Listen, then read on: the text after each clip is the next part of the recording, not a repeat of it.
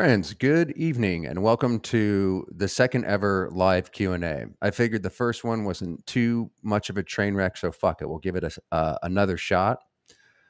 This kills a couple of birds with one stone because we do a lot of live streams, as you guys know, and there's questions that come up, and the live streams are mostly presentational, so it's impossible to follow the questions. I know I miss a lot of you guys, and maybe here we can just hang out at the end of the week, let our hair down, so to speak. Me, of course, being metaphoric, as I usually wear it back in a man bun, but let our hair down at the end of the week. I don't have to focus on the fucking presentations, and you can hang out. We can hang out, and you can make comments or questions that I simply skip over or haven't been able to ask or been able to get to in the past.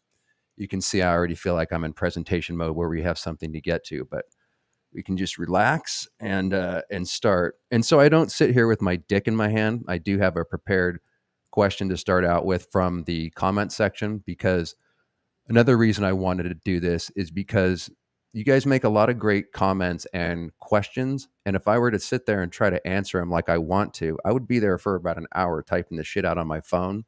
So we can take up comments here and I can just riff off of them.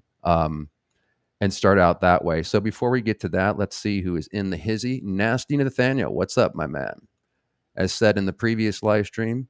Well, in case you guys don't know who Nathaniel is and you live under a rock, he is a legendary Scientology auditor, and not in the way of putting people on the cans and hypnotizing them and taking away their family and their money, but in the way of a real audit, what that word really means, by Nasty, you have one of the coolest styles, my man, of actually protesting, because he's really nice. He's there to see if they pass a test, if they allow him to do a First Amendment audit without freaking out. He's very respectful. He doesn't degrade them, and he's very effective at what he does. So I'll leave if you guys don't know who he is, I will leave a link in the description box so you can see all the audits he's done, and he's been doing it for years and continues to do so. So as said in the last stream, my man, I salute you to your work and carry on. What's up, Ideal Borg? Previously, the artist known as CO Bilth. Hello, friends. Greetings, sir. Kimberly, always in the hizzy. Good to see you. Cassandra says, hello, all.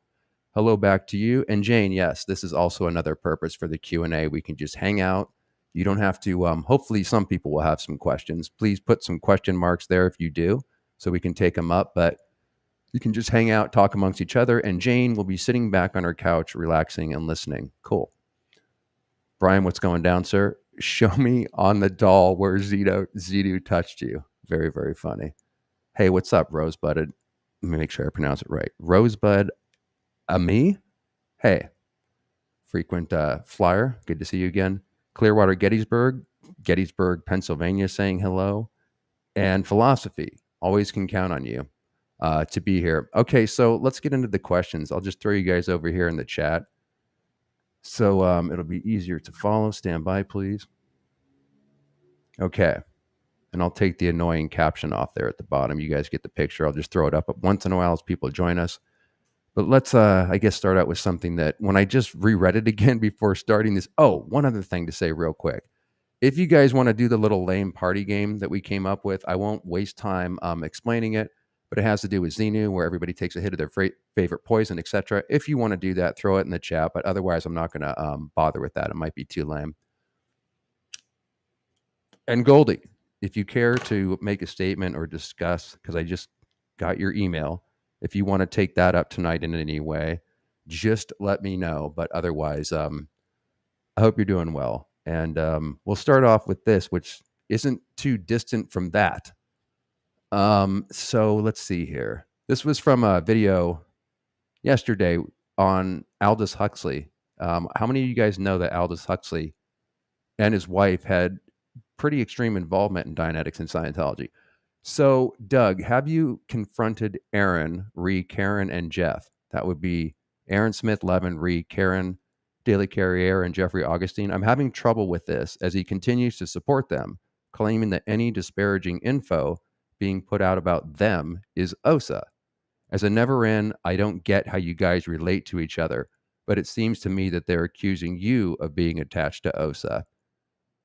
Who knows? Who cares? I mean, there's so much drama. I don't even bother to follow it. And you know, people tell me what's going on. Little bit of backstory on this, because this opens up a lot of stuff that we can get out of the way. You'll know exactly where I stand with the SPTV community, and there'll be like no mysteries because it's a pretty big group. You know, you don't have to like everybody, and there is drama that seems to come up once in a while.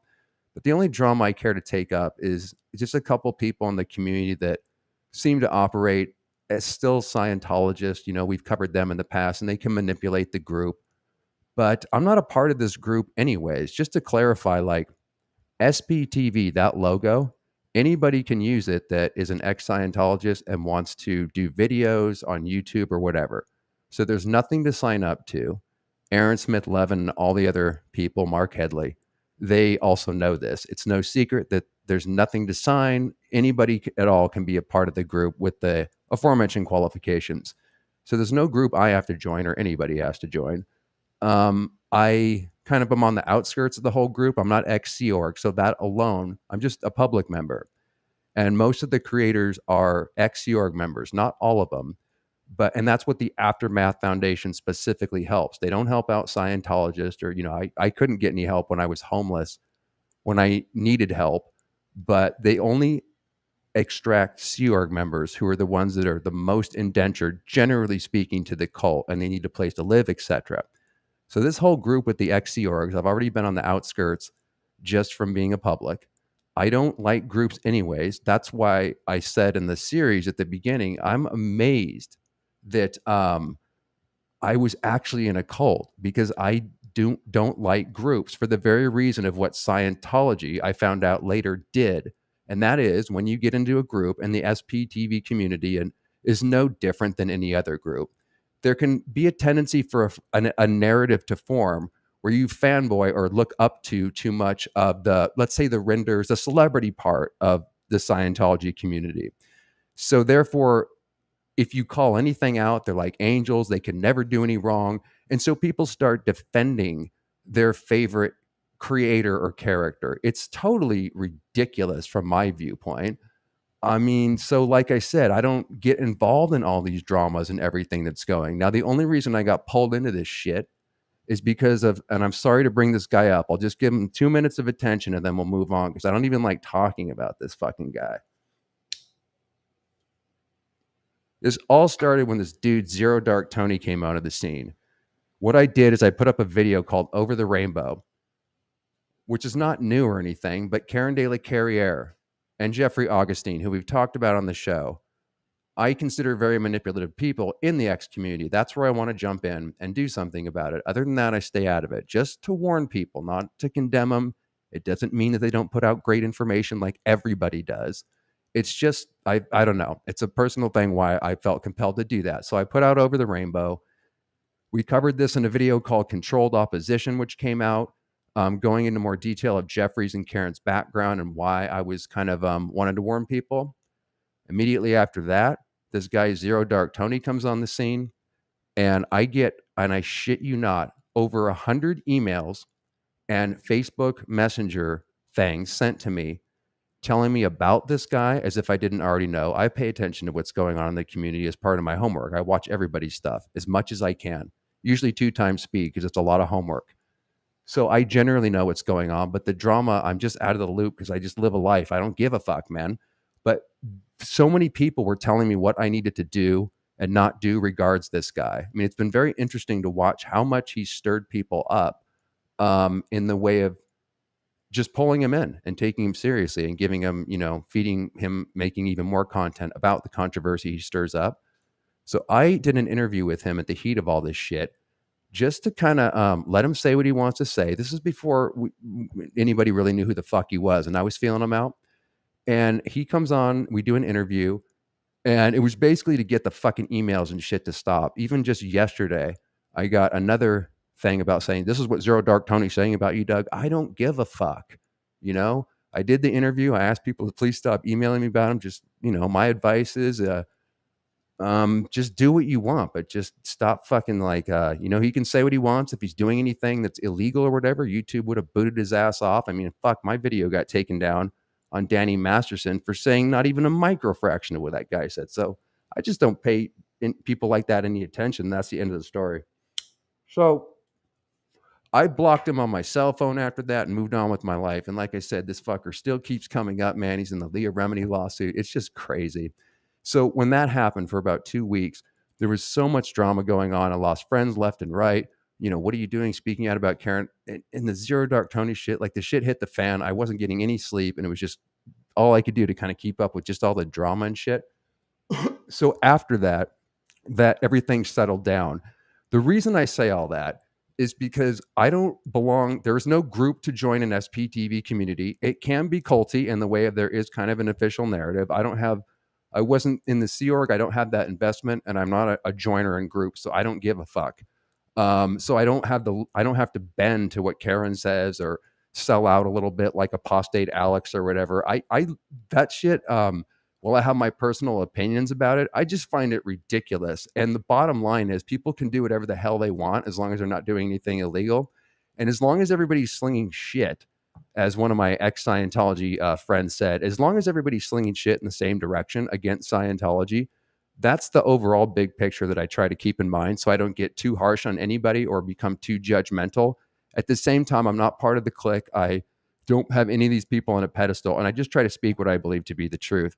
And why that appertains to this comment that we're talking about is Aaron, all this stuff. They're accusing me of OSA. Okay, I didn't know all this shit. Like, I just don't care. Like, they can say whatever they want. Karen and Jeff know where I stand. I wanted to do what I wanted to say about that. I was going to do a part 2 on that, not to stir drama, but just to, like I said, speak my truth. So as soon as that happened, the Over the Rainbow went out and the Controlled Opposition video, my life became a fucking nightmare for a few weeks, at least 2 weeks, and I never got to get around to part 2. I don't I don't try to figure out if that's an op, the timing suspicious, whatever. I don't even get into all that shit. It's just maybe, maybe not. Who knows? Who cares? I just been doing other content, and I have been meaning to get back to that, but I wasn't able to just because I did get sidetracked, whoever's fault it was or wasn't. So back to this, which is a really good comment because it just encapsulates a lot of comments that come through about what do you think about this drama or whose side are you on all this shit. So I'm having trouble with this as he continues to support them claiming any disparaging info. Yeah. This is why I wanted to do a part 2 that I never got to get around with. When that Over the Rainbow drama happened, Karen got on Janice Gilham Grady's show and Aaron's show, and also Jeffrey Augustine did, to try to detract from how idiotic and how Scientology it makes them look. That movie was shot years ago, but I would say it's an accurate representation of who they are, and they don't like it. So once that shit happened, Aaron had Jeffrey on his show and all this shit. So when this person's asking, why don't Aaron can do what he wants, man. Anybody can do whatever they want. Everybody offers something different. We're all going to have different opinions. It's not my job, nor do I want to police anybody. I don't have any beef with Aaron, but I also don't have him or anybody else on a pedestal. So I will talk out about Mike Rinder, his buddy, which is an off-limit thing for him. There's just no off-limits over here. There's no hostility.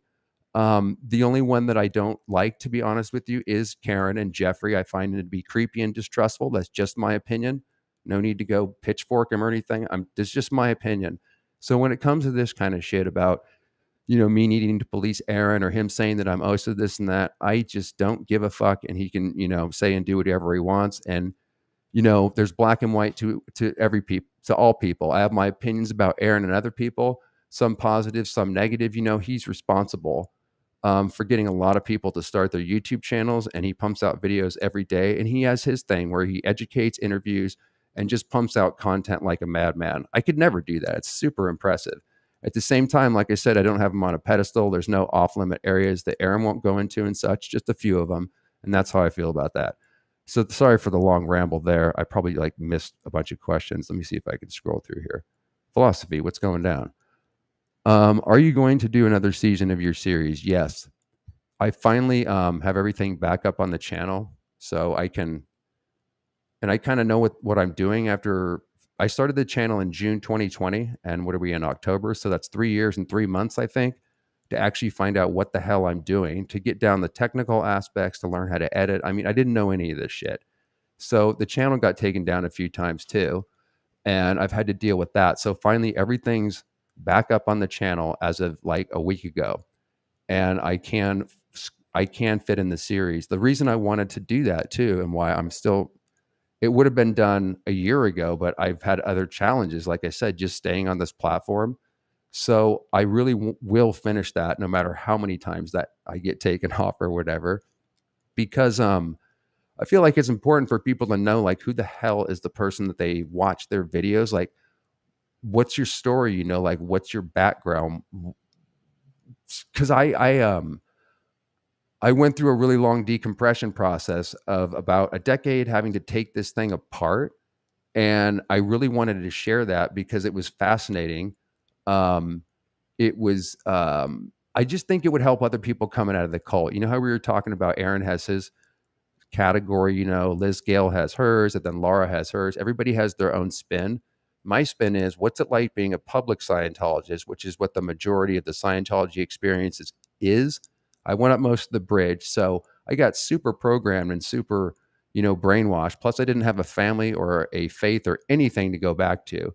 So I feel like if I can finish this fucking series, which I will, then somebody coming out will be able to relate. And then also half the series is about deprogramming. Like, look, here's the fucking tools they don't teach you in school. Here's the things that I learned that can help you get out of it. Here's what hypnosis is and all this shit. A lot of stuff that people, ex-Scientologists, don't even know about. It's my goal is for it to be a one-shop stop when it's done, that fucking series.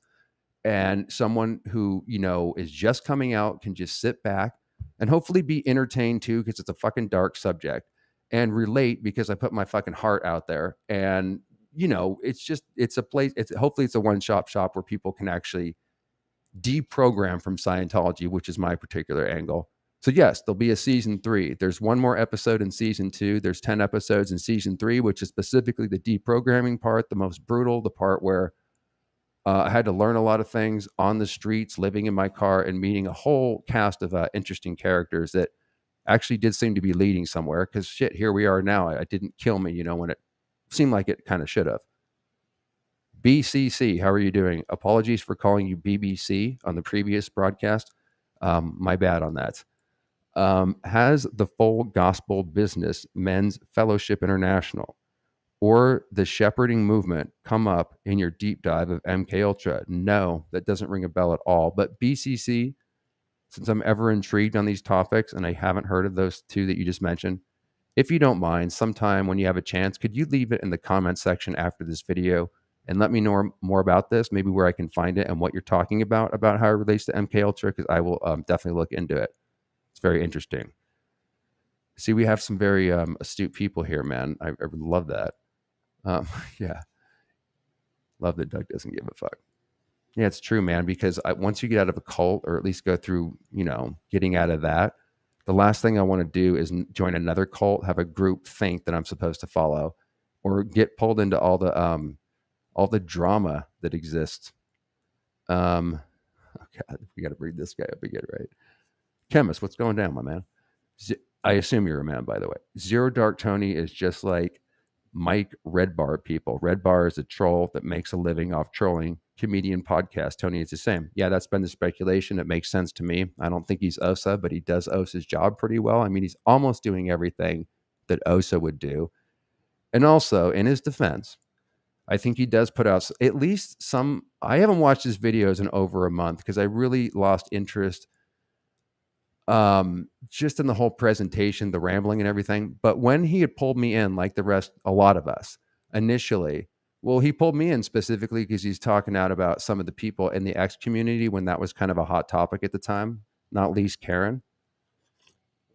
So at least he looks into the Aftermath Foundation, which, like I said, none of these people are on a pedestal, man. I don't have any fucking no-go zones because I'm trying to protect anybody in the X community. I'm not trying to throw anybody under the bus, but we need the full fucking truth, man. There is, in my opinion, a very well-oiled, controlled opposition within the community. To bring that highbrow word down, it's here and no further. You can only talk about this, but if you bring up this, that, and the other thing, the listeners will jump on you because they're kind of looking up to the creators, and especially the celebrity ones. So there is kind of some no-go areas. And like I said, I totally just fucking I knew I was going to do that. I just completely lost my train of thought. I'm not even high, by the way. Does anybody want to play that drink your poison game? So I would have had an excuse there as to why I just completely brain farted. Okay, if I remember it, I'll carry on. But let's see what other questions we have in here. Oh yeah, Zero Dark Tony. Damn it! I knew even bringing him up, it was gonna like I didn't even want to give him 2 cents, but I guess what I was just saying is like at least he'll talk out about he doesn't have anybody on a pedestal either, obviously. So he will broach subjects and probably, hit on a couple of right things here and there that I do agree with. But like I said, all you have to do is ignore him if you don't appreciate it. If you think he's doing anything illegal or breaking YouTube's rules, you can report him, but you can't do it en masse. I don't know if the ex-Scientology community did that or not, or if it's just a rumor, but you can't do that according to YouTube's rules. And he irked a lot of people in the community where it seemed like they did the ganging up on him. I think that's total bullshit. You don't have to like someone, but they have the right to say whatever they want. And like I said in another video, I think he even made a video on me. More power to him. I don't give a fuck. He's totally entitled to have his opinion, just like I have my opinion about him here. So hopefully that guy won't come up anymore. He's all of the chat here. Let's see. Sorry for bringing that up, man. It's all I see. Oh, well, thanks, my man. Chow, I'll grab your question in a second. I'm sorry I'm a little slow, man. I'm just trying to figure out. I need to get a moderator to actually pull the questions out. It's too hard to do. I don't blame you, Doug. You didn't leave a cult to just join another. Yeah, man. And maybe it's me, but I am so super sensitive to bullshit or inauthentic people. And if there's anybody that has an agenda, if there's any official line to follow, if anything gets even slightly culty, my spidey senses, I can't help it. That was a result of like getting so fucked up by both mentally and every other way, of being so losing my faith and having to reevaluate everything that I really wanted to make sure that never happened again. So I probably am overly sensitive on things like that. That's why I try to apply what my friend said, that's the ex-Scientologist, so you don't get too judgmental or righteous. Is as long as we're all in our own way slinging shit in the same direction, that's to expose Scientology, and everybody is, then that's the thing to keep in mind to maybe cut down on the drama or whatever. Chow, let me grab your question here real quick. Let's see. Okay, let me grab this one from Gur, but I haven't forgot about you, Chow. Everybody writes a book though, Gur. And I almost like feel like not doing that just because it's the thing to do. Kind of like this channel. Marisa, my friend Marisa Sigmund said that, like we were talking about how everybody has their style and everybody has their audience. This is like, she said that this is like the pirate radio, or like the death metal or the underground version of the SPTV community. If this channel ever gets too big, I wouldn't like it. I mean, I can barely follow the questions anyways. And if I put a book out, it's almost too trendy to do because that's what everybody does. Plus, I'm not really inspired to do that. I'm not trying to make money or, have everybody know my story. You guys know I'm an actor and shit.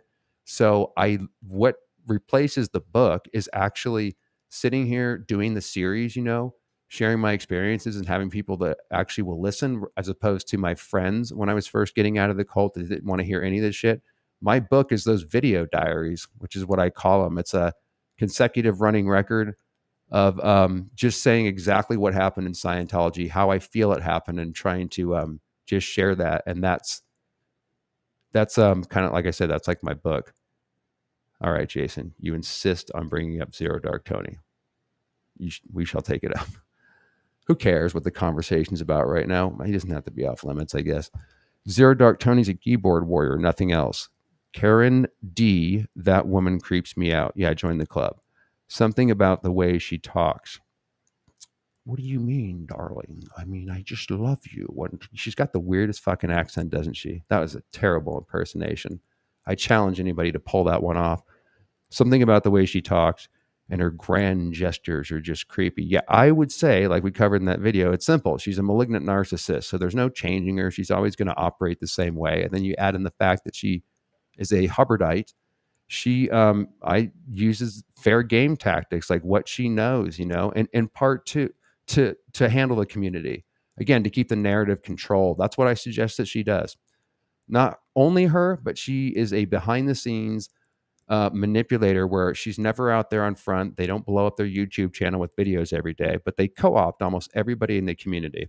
And all I was doing with Controlled Opposition Part 1 was to warn people about that. Anyways, so that's it on that. Hope I don't harp on these people too much, man. Sandra Ferguson, what's going down, my friend? Question, Doug, was your family religious before Scientology? Good question. We were church on Sunday Christians, meaning not really, but like a lot of people that aren't religious, we claimed a denomination just to fucking fit in and say that we were. So we would go to some Christian church every Sunday. And then, like I said before, Sandra, my dad got into Scientology when I was about 9. And then we went from church on Sunday to that was gone. And then we literally went into a satanic cult. So it's ironic that I don't do religion. It doesn't mean I don't have spirituality, whatever you want to call it. But I'm not, saying there's not truth in the Bible. I don't fucking know. I'm just saying I don't do the religion thing, but it doesn't mean I'm an atheist or I threw the baby out with the bathwater or whatever. My jury's still out on that. But I always felt the continuity when I was a kid, throughout Scientology, and even afterwards. The thing that caught me the most in Scientology, by the way, was the fact that we're spiritual beings. We're more than just the mind, the body, and whatever. And that there's something more to, us in life. I always believed that when I was a kid, but I never thought about it too much. In Scientology, they preach that, but to the extreme, and it's a mind control prison. And then afterwards, I still do feel, I like to use the word spirituality, even though it's overplayed, but I don't do religion. But I don't judge other people that do. I hope not. So we were Christian, and we went into a satanic cult. And then also I've heard people say, if you call Scientology a satanic cult, how can you not be a Christian? As if there's no other options. And then also the one thing that I've heard the most, which just, it really, like, in my head, it makes me cackle, but I won't be disrespectful, generally speaking, to the person saying this, because I've heard it on the phone a lot too, talking to just people that reach out. Congratulations, Doug, on getting out of the cult of Scientology. Now, when are you going to find Jesus? Again, I'm not trying to harp on anybody's religious ideas, but it never once occurs to the person that says that they might have something to reevaluate themselves about the very thing that they're listening to me talk about, meaning they're so certain of their beliefs and they know the answers and they have it all right and Jesus saves or whatever they believe, right? Watching me talking about being in a mind control cult and being brainwashed and not possibly seeing any similarities. That's where I just, like I said, cackle in my own brain, but more power to them. But the point being is we did go from, which is funny, from, what most people would say, finding Jesus and God, into something that was absolutely horrible. And going back on it, I wish we just remained church on Sunday. I didn't have a problem with it. I found it kind of boring. I couldn't make sense of the concepts they were talking about, but it was way, way less extreme than Scientology, obviously. Richie, what's going down, sir? You got Jimmy Linden Dirt. No, I don't, but I think Mitch Brisker does. And we had him on. Mitch Brisker is the film director that came out in 2021 and was really close to Miscavige. Is a fascinating dude with like tons of stories. I'll leave his a link in the description box to his channel, by the way, if you don't know who I'm talking about. He has dirt on her, and I believe that he talked about it in an interview that we did a few weeks ago, which I'll also leave in the description box afterwards. Thanks for the question, my friend. Couldn't watch. What do you mean you couldn't watch the whole drama posted tonight? What was this about, OBG, if you don't mind letting me know? Because there's so many. Are we talking about... I mean, Aaron posted a video about the beef between me and Mitch, which I think, I didn't watch it, but I thought that was just kind of a joke. They don't really have beef. That was just like a click title or whatever. Are we talking about Goalie, the drama or whatever? Please let me know and we'll talk about it, man. I'd like to know myself. Stand by. We're definitely going to have to find a better system. Philosophy from back in the day. Definitely agree, Doug, like how you give everyone a chance, but don't comply to any of it. Thanks. I try to, man. That's why I'm saying I'll interview anybody. Zero Dark Tony. I'd really like to talk to a Scientologist, like Andrew Gold had on a Scientologist name. What the fuck was her name? Was it Katie or something? But it's fascinating just to hear how she spoke as a Scientologist and like why do you can talk to anybody, right? It doesn't mean that you agree with your guests. I mean, it's better to talk to people that you don't agree with all the time to spark the conversation. But it just, in my opinion, because I don't want to just talk to people I agree with all the time. And also, people give me shit for interviewing HG or even today, Zero Dark Tony. Like, what? Obviously, if you just think it through for like a split second, it doesn't mean that you agree with your guest. It's impossible to agree on every point with any guest. So just because somebody has somebody on does not mean that they're the same person. So why the fuck am I getting laid into simply for having them on so they can say what they want to say? It's fucking crazy, man. Maybe it's just me and I'm a little too sensitive, like I said, but so many things that people do and get involved in, I just don't understand it, man. Andrew spoke to Reese. Yes, I think I saw a piece of that too. Reese is an ex Scientologist that has a channel. I think it's called Relatable Reese, right? And she's doing these leaked video conversations, which are really interesting on Aaron's channel. And I do remember that interview about with her on Andrew. Didn't he open it up with, now you're a secret spy Scientologist, right? And this and that. And Reese is like, shit, man, if that's the way you want to introduce me or whatever. Yeah. Is that the one? Rock it out. What's up, my friend? Doug, your channel, your content. Yeah, what about it? You got some beef, man? Let's go. I mean, this is sometimes how it goes in the community. No, thank you. I appreciate the comment, man. I get what you're saying. But if you got any beef, like I said, let's go, man. Isn't that what this community is all about? Oh, girl, she was scheduled to come on, man. I reached out to her like, this is Tori Chrisman, who I love. She's, man, what a story she has. She's really cool. She's a fighter. Again, I'll link her channel in the description box if for some reason you guys don't know what we're talking about. But girl, I reached out to her like maybe a year and a half ago. Well, first of all, I met her at a protest and I cried on her arm because I was really emotional um, at one of the protests I went to. And I happened to run into Tori and I ended up opening up to her because she's the kind of lady that you really can. And I just started bawling my eyes out and just ended up in her arms, like I said, man. And then I asked her shortly after that protest if she'd come on when I started the channel. I didn't hear back from her, probably because she's busy and she just, who cares, right? But she did reach out a few months ago out of the blue and she says, sorry, I just picking up your message from like a year ago now. I'd love to appear. So I hit her back, but I didn't hear back. Who knows? Maybe Karen De La Carriere got in her ear. Don't go on Doug's show or whatever. I'm just kidding. It's possible, but I don't know. She was totally going to come on and she's still very welcome to. I'd absolutely love to talk to her. Yeah, she is fucking cool, man. Okay, what else we got here? Again, sorry for the dead air, man. It's a particular pet peeve of mine, but I will find a better way to do this, or we just won't do it at all, right? Because I know I fucking forgot Chow's question. I can't find it. I'll look for it, Chow. See, we already went through that one. Let me see here.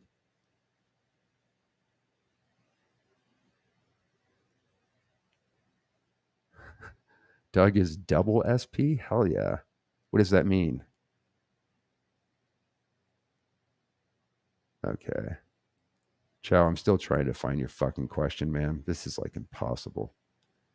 Oh, let me put this out here just to annoy you just a little bit because I can see him if you guys put the question marks. Otherwise, it's impossible. And I'm just going to sit here forever. So if you don't mind, if you have questions, just throw those question marks before it, and then it actually becomes easy. Thank you for saving the day, my friend. PT Bird. Every time I hear that, I want to say Pit Bird. What is the PT man? PT man, present time, as in Scientology? No, just kidding. Good question, my friend. How is Steve Mango doing? Haven't seen him post anything recently. Okay. This is not a spill the tea channel, so I'm not sure that I really want to say what I know about that because it's his personal business or whatever. I think he's doing okay. PT, I just can't answer it, man, because I don't want to talk that personally about his deal, you know. But he's okay. He's alive. There's nothing to be worried about. That's just all I really want to say. If you understand. Chemist, Tori's a fucking gangster, son. She protested, made videos, explained everything in a way that just made sense like a decade ago. Laugh out loud. You know what, Chemist? I'm gonna freaking pull up. You guys want to see a video of her when she first got out and she was first protesting? Let me see if I can find this. It's called Tori Dancing in Boston, and she was one of the OGs that first came out, and it's just a really, really cool video. Let me see if I can find it here real quick. Tori Magoo, because that'll give a good intermission so I can actually go through the questions too while we're watching this. Plus, it's a great video. Tori Magoo, Scientology in Boston. I hope I can find this fucking thing. Here it is. Magoo dancing in Boston from 10 years ago. So let me share this with you guys. And thanks for bringing that up, Chemist. And like I said, I'll go through and actually start some questions and shit here.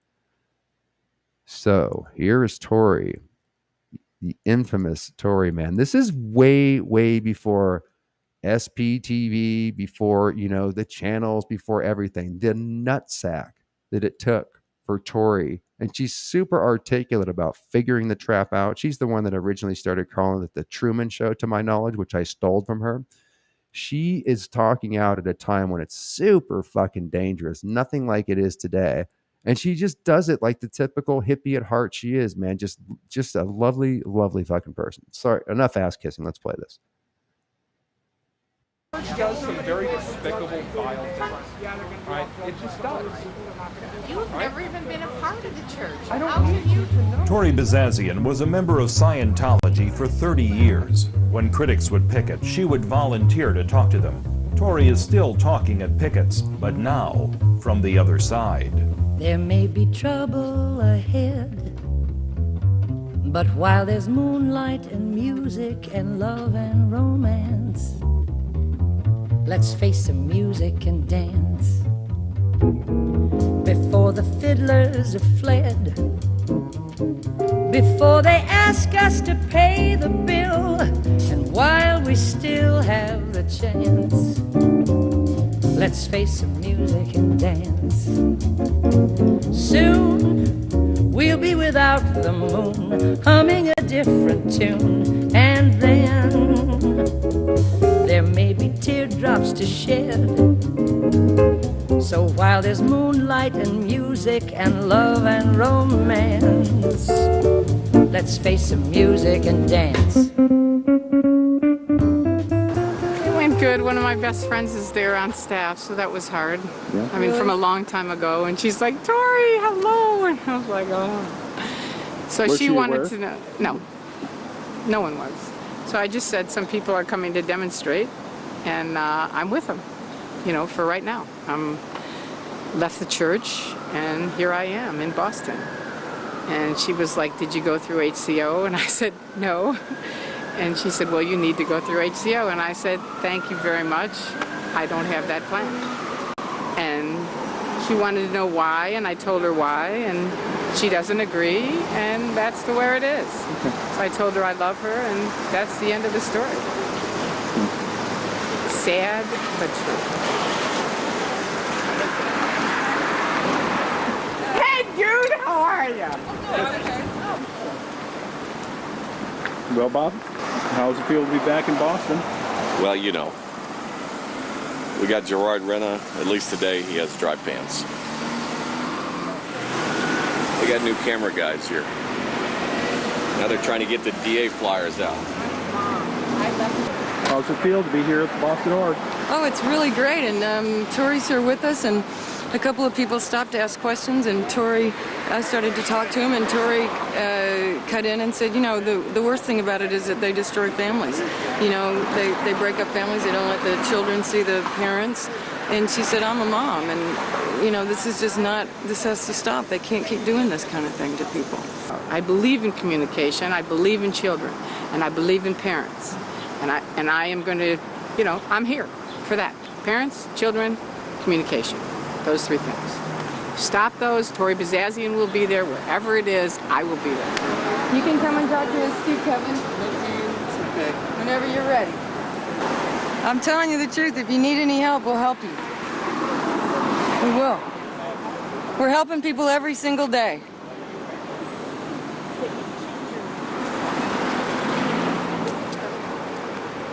Hi, Kevin. Kevin, this is Tori. Where were you going? Where were you in line to the church around here? Like, the years I was in mid-07 for 7 years. That's why I'm here now. Okay. And I helped OSHA, worked with OSHA for a long time, helping them out. Just on coming out to talk to people like this, saying, go away. You know, it's my religion. You know, Yeah. leave me alone. Sure. You know what I mean? What do you think about the drugging of 6 million kids? Do you think that's a bad thing? Are we doing What do you stopping that? think? Of course I do. Okay. And you know, effort you take out here is preventing stuff like that from occurring. You know that, right? I just told the lady that I was talking to. You guys are good people. I have nothing against you. I think it's I mean, you're taking it away from actions that need to get done too. This is a really long video, so I'll skip it forward a bit, and then I've got some questions. Star will hit those, and then if there's any more that you guys have, just throw them out, and then we'll roll out of here. a little bit, not even at all. And people can go, oh, well, I am. So did I. Right before I hit the wall, I thought I did too, but I wasn't. And from there, I just started looking and reading and realizing I do have a right to look. And then at some point I realized I'm going to lose all my friends if I leave the church. And how horrible is that? And I sat crying. I wrote to Andreas. I said, Andreas, I can't take this. You know, look what's going to happen. And he wrote me back and he said, you know, I don't want to hurt your feelings, but what? By the way, real quick, she's talking about Andreas, who I believe started Operation Clambake all those years ago, which was a resource for exes to find before, you know, YouTube and everything kicked off. And I believe, and maybe some of you can let us know in the comments here, that he's actually in really bad shape and has some kind of brain cancer or something. It's horrible to hear. And like I said, don't quote me, but I think he's in a bad way. But he did some fucking amazing work, man. Just wanted to interject. What kind of friends could those be if they're leaving you because of you changed your mind? And that's true. I mean, he's the one that said this to Tori and got her out. This was like the one shot clear, the magic thing that Andreas said to her that got her to critically think. So let me pull this back a little bit. and people can go, oh, well, I am. So did I. Right before I hit the wall, I thought I did too, but I wasn't. And from there, I just started looking and reading and realizing I do have a right to look. And then at some point I realized I'm going to lose all my friends if I leave the church. And how horrible is that? And I sat crying. I wrote to Andreas. I said, Andreas, I can't take this. You know, look what's going to happen. And he wrote me back and he said, you know, I don't want to hurt your feelings, but what kind of friends could those be if they're leaving you because of you changed your mind? And that's true. I mean, it's a religion, it's a church. People shouldn't not talk to me because of that. That's not right. And okay, maybe they're talking to me, but I know it's all, you know, until I get declared and then it's over. And that's too bad. It really is. And that's what I'm standing up for. There you go. It is awfully hot out here, though. How long do we have to do this? Come on, Kingfish. Very dedicated, and you can't scare them about no bridge because they don't want the bridge. They want freedom of speech, and that's it. And that's what I wanted to tell him. So there it is. He'll probably go, I know that, they're no big deal.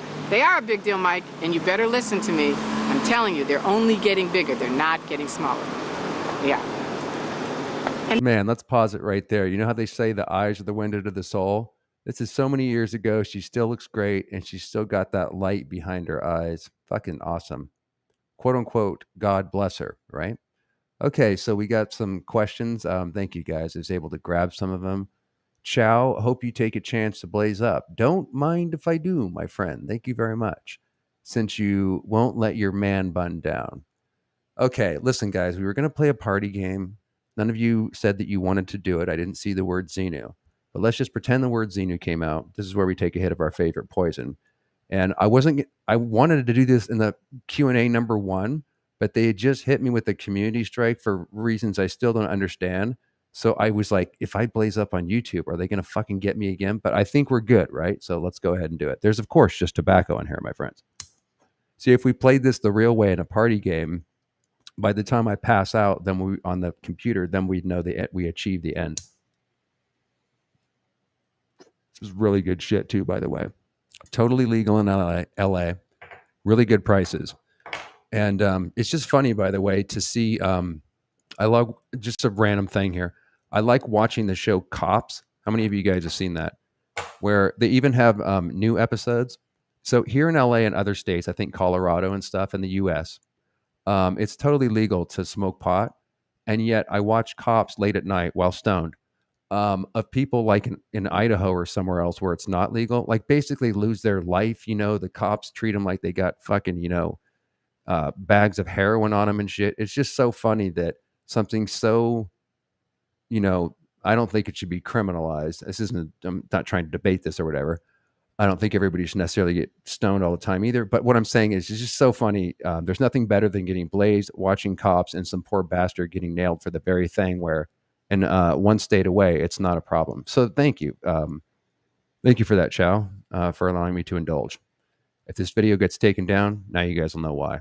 Richie, what's going down? Okay, we already saw that one. I got to learn to unstar these fucking things as I go. Chow, I finally found your question, my friend.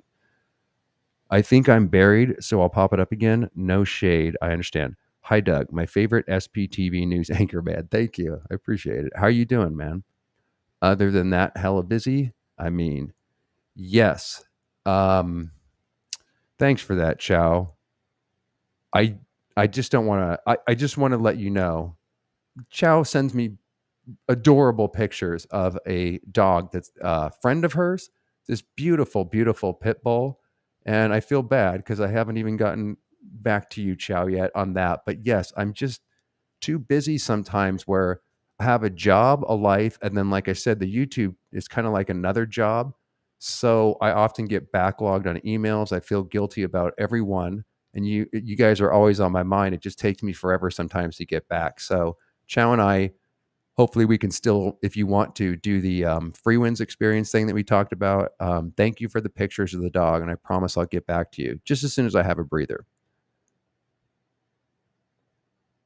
Okay, question. This is from Rock It Out with Kim D. Hay, a regular in the chat. Good to see you, Kim. Do you have a fond memory of your Scientology experience? That's a great fucking question. That, Kim, is going to require a cigarette. Because that's kind of a deep question. But I won't ramble and make it long. Yes and no, because here's the thing. I learned something from Scientology that would have never challenged me in the way of like deprogramming, for lack of a better word. So I've said a million times that I consider Scientology or any cult to basically be a microcosm of the macrocosm. So by going through the experience of being brainwashed, learning a bunch of stuff that I wasn't taught in school or anywhere else, it did open up my eyes, man. I lost my family. I temporarily lost my mind, my acting career, and everything that went with being in that cult. But at the same time, it was a great gift because of what it taught me in a way that I don't feel the education system or any other thing the life experience would have taught me. And for that, I'm grateful because like I said, I'm super sensitive to scams, inauthentic people, and bullshit. So as an example, without saying too much, when the governments of the world and leaders and stuff that you're just supposed to look up to and never question, when they run big scams, I can see right through it. And I don't think any of that would have happened. I think I would have been a far more submissive and programmed person if I didn't grow up in Scientology. So that brings me, I guess, some fond memories in the fact that it's just hard to explain how much I consider that a great gift. It's weird to say something about that that's so evil, though. So I'm removed from it. I woke up in 2008, January 2008. So I have enough distance from it. And like I said previously, I already went through the dark night of the soul. So it's no problem talking about this. It gives healing. I don't get over triggered. And like I said, I wear my heart on my sleeve because I already went through all the emotional shit, which we'll talk about in season 3 of the series, where, the art and the acting and not running from like what happened and really wanting to dive into purposely triggering myself and having an acting class and on sets once in a while, being able to have a place outside of the societal norms that allowed me to kind of purposely allow me to feel my emotions without killing everybody around me. In other words, I had a contained environment by being an actor and going to my cathedral, which was my acting class. We talked about this last time. Because of that, I was able to kind of lean into my trauma, and that just fucking taught me so much shit you could never explain to somebody unless they've been through it. Probably what the hell I'm actually talking about.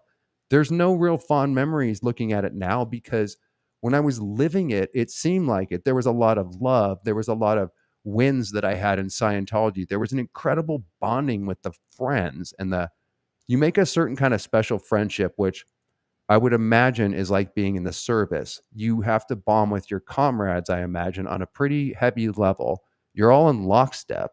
So there's something electric about that I've never been able to get, nor am I necessarily looking for it in the quote unquote real world. So there's something about the friendships and the unusual tight bond in a cult that I missed for a long time. That was really hard to get over, but no, I don't miss it. I had tons of fond memories, but the thing is, they're fake. They weren't really real. They were under the guise of me not knowing what was going on. So when I look back at it now, when I was experiencing trauma and auditing that was reframed as having a win, when I processed all that during all those years, I had nightmares, flashbacks, and massive CPSD. The memories that I thought were fond became dark and sinister. And like I said, gave me said nightmares. And so I was actually in a really shitty environment, which realistically, for real, they weren't fond memories. They were basically being abused and controlled on the deepest level, reframed to getting close to God. So no, I had fond memories. I thought when I was living it, I don't see it the same way. And I also don't run from it or feel afraid of it because I spent a lot of time fucking processing it, which was the kind of quote unquote great gift. Hope that answers your question. It's a great fucking question too, by the way. Thanks for asking that because you guys make me think in ways I wouldn't think of. That was great, Gur. A few more, my friends. Hawthorne, what's going down? How do you keep from getting sucked back into a cult? I don't know the answer to that. I'm always learning new things. I'm always on edge, but my straight off the cuff answer would be stand by for a drink of water. Of course. I'm not an expert. This is just totally my opinion, and everybody will have something different regards this. But because Scientology fucked me up so much, I mentioned I was so angry finding out that Hubbard was a liar and that therefore everything that I believed in, including the trust I had in my family and everything, was about to change, and it changed in a day. That's how I woke up, right? So because that experience was so extreme, my main goal, because I thought this was going to kill me. I'm like, I'm never going to get through this. I was in terror when I realized the situation I was in. For many and various reasons we talked about before. So my main motivation was to make sure it didn't happen a second time. That's why I told you I'm a little overly sensitive if there's any bullshit going on in the SPTV community or anywhere. It doesn't mean I don't have my own blind spots, but I'm overly sensitive because it's an experience. So I just I prevent myself from getting into a cult by just fucking what happened of, like I said, just being able to sense when something's off and then pulling back immediately, no questions asked. And then also, I never am totally sure that I'm not going to get sucked back into a cult as confident as I am. So I always have a doubt in the back of my head that no matter what, there's always more to know, and don't be so confident, because I thought for sure there's no way in hell I was in a destructive cult with Scientology. No way. So because that happened once, I'm always on guard for that it can happen a second time, even though I don't think so. And the third thing I would say, just to cap that up, is I try to learn as much as I can about, quote, how the trick is done. And that was a long rabbit hole. I feel like if you learn the tools of mind control, if you learn the tools of manipulation, if you get inside the predators, the psychopath's head, which is why we have HG Tutor on, for example, the more you learn about the dark side or the predator or how the trick is done and how mind control actually works, because we're not taught any of this in school, then that, in my opinion, is what can ultimately, as best as you can get, proof you up against that. I would even go so far as to say without that knowledge, you're fucked, man, because there's too much predators in this world and there's too much programming from every angle, but you might not suss it. You don't have to grow up in a cult and then figure it out later. That's the way I kind of got hip to this shit, but it's not something I don't think that you're necessarily going to, suss right out of the gate, and therefore you might be susceptible without knowing the knowledge of how all this shit works. And again, I don't claim to know everything. I'm learning every fucking day. I just know that I don't know, basically. That's a good start. The Suppressive Pups. I love that name, but why would any pup ever be suppressive? Now, mind you, I had a beagle and he was a bit of a pain in the ass, but I still don't think he was a full-blown narcissist SP. For those that don't know, a suppressive person is the equivalent in Scientology of a sociopath. Are you doing anything with Marcus anymore? I'm so out of the loop again. I'm on and off watching things real time due to illness. Oh, I'm sorry to hear that, Suppressive Pups. I hope you get better, man. Apologies if it's been covered previously. No, I haven't. And Marcus, I haven't spoken out about him, and I'm not going to, because I think he's doing what he wants to do, and I'm kind of doing what I want to do. I felt a little hurt by what happened after the controlled opposition video, and I imagine that he felt hurt by the way I reacted. So I can't speak for him, but I love that dude. I'm sure, he would still consider me his friend. I still consider him my friend. I just think he's doing his channel, and we probably will have a talk at some point. But to go back to the series that we were doing and all that, I think we're both doing where we would have ended up anyways, because it was a little stressful. But I do miss the broadcast. Maybe we will do something in the future. The door is always open. But like I said, I don't know. I just feel like, not really when I say this, but I feel like, we're good friends where I got to know a lot about the guy. And so I'm not thinking about what he's thinking, but I'm sure he's cool doing what he's doing. I'm okay over here. And maybe someday, we'll do the series again. But thanks for asking that. Did we already cover that one just now? Yes. Okay. I got to learn to unstar these. A few more, my friends, and then any that you might have thrown in at the last minute. How about, let's see, Ben Horst. How about interview that guy in prison who says he's LRH reincarnated? Ha ha ha. Justin Craig. Yeah, man. Well, if he's in prison, bro, I can't interview him. But if he got out, I would really, really like to interview that guy. Just to let him talk, man. I wouldn't try to challenge him too much, I don't think, or try to deprogram him, because he's a total con artist. And I'm sure who knows if he believes it or not.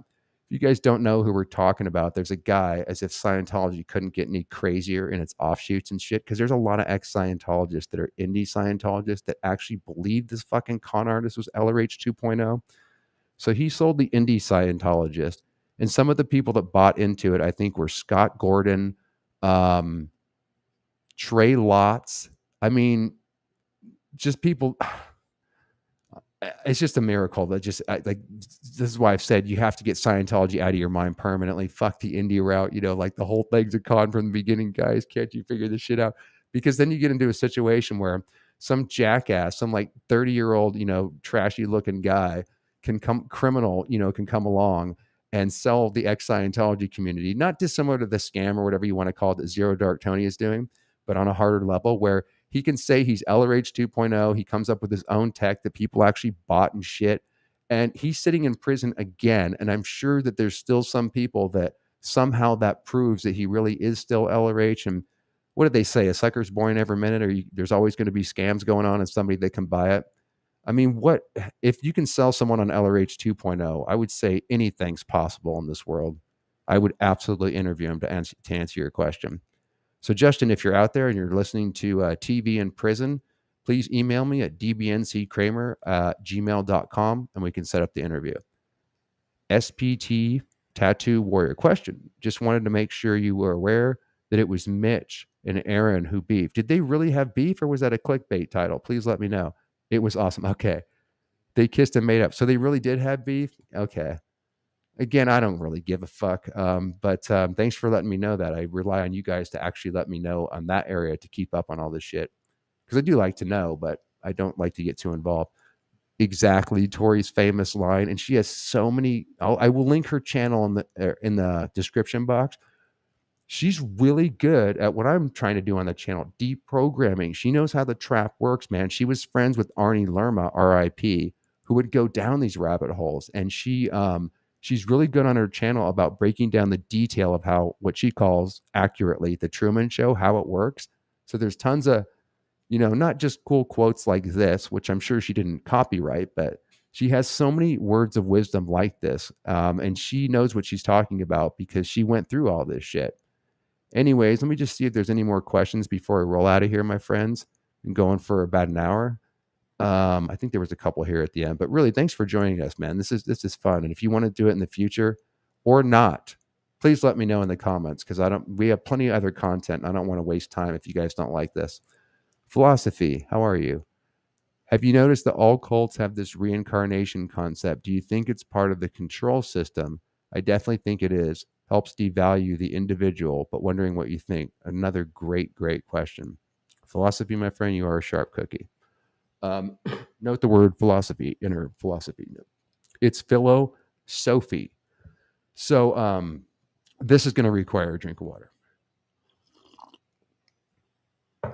Okay, just real quick on SPTV catcher, so I don't forget it. Shit, it's going to fade. Yes, Aaron talked. Mitch got his feelings hurt. No shit.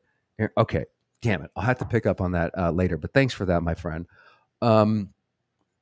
Yes, philosophy. Here's the thing, man, and this is why we hammer like on the 60s and shit. Is that let me go full screen here for a minute because I don't want the hugeness of the question to block or whatever. This is very important, man. I got to get my TRs in here. Great question.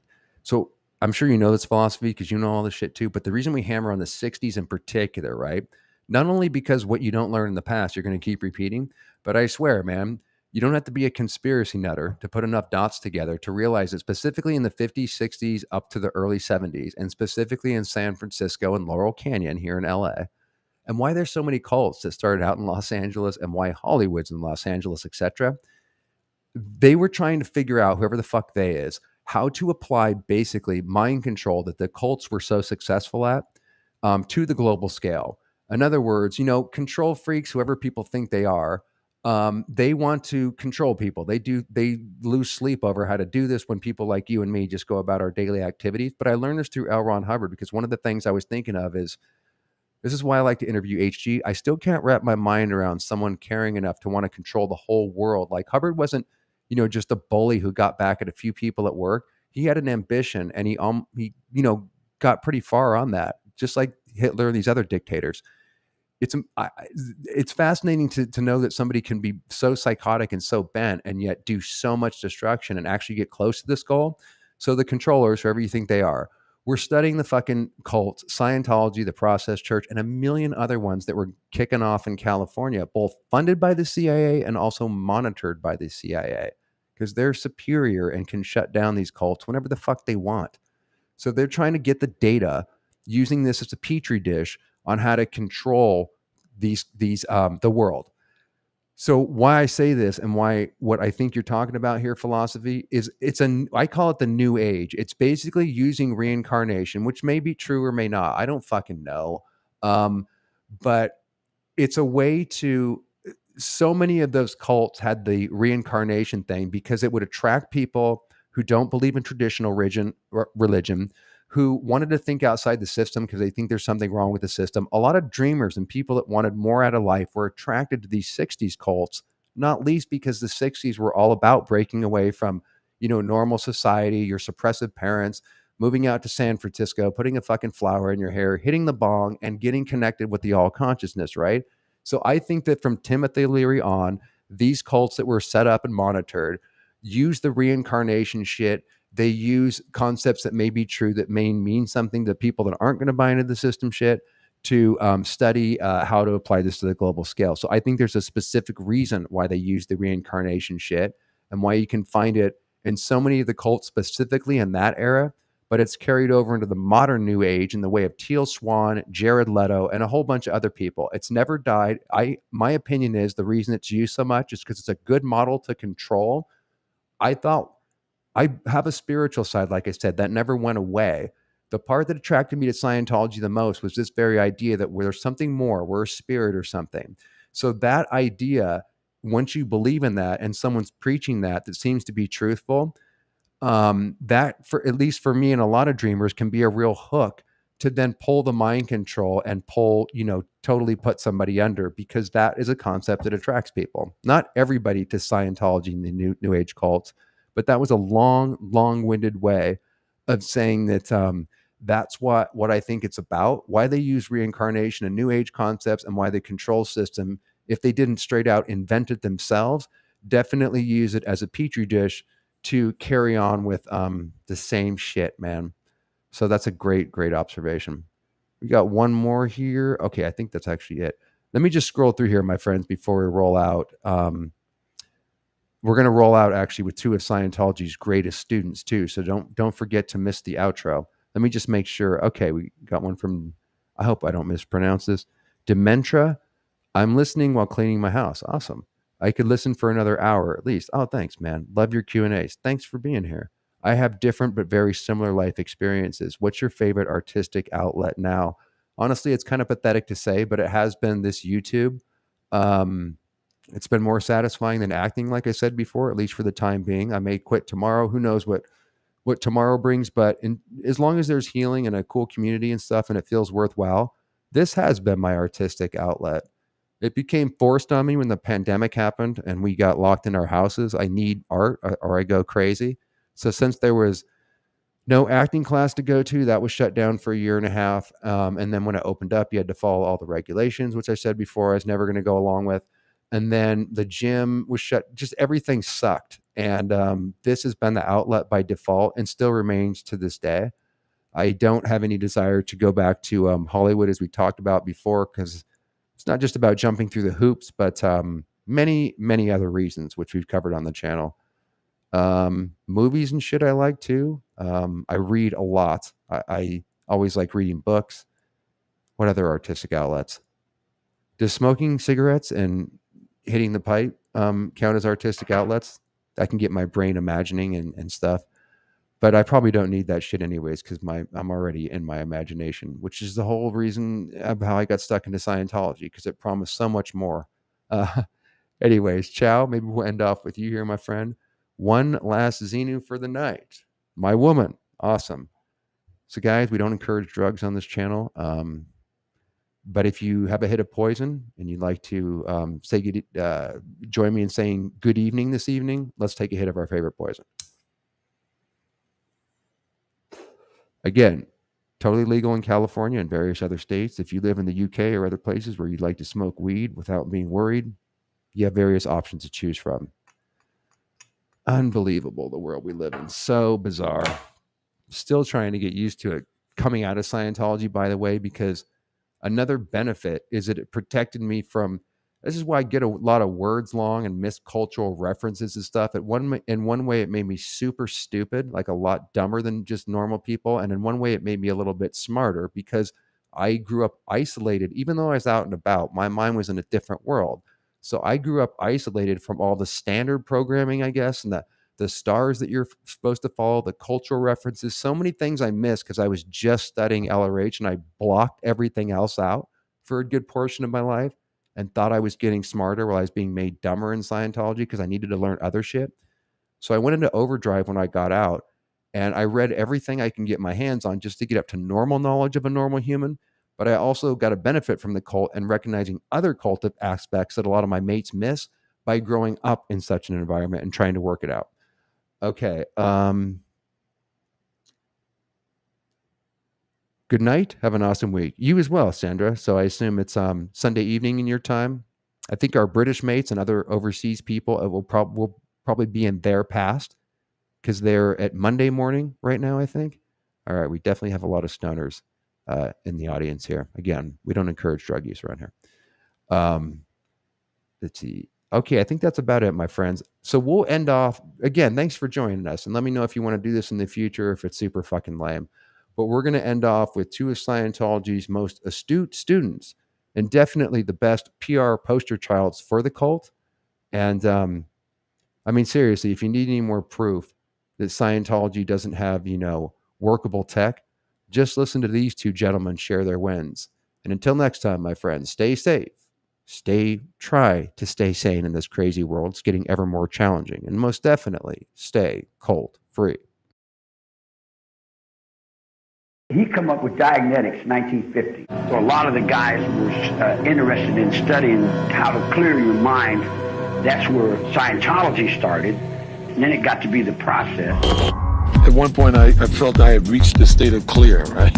Which is what? Which is in Scientology, I guess, is an area where you're one with all, see all, know all. At least that's the way I interpreted it at the time. You got to that state? I thought I had. I was in prison when Dianetics first started.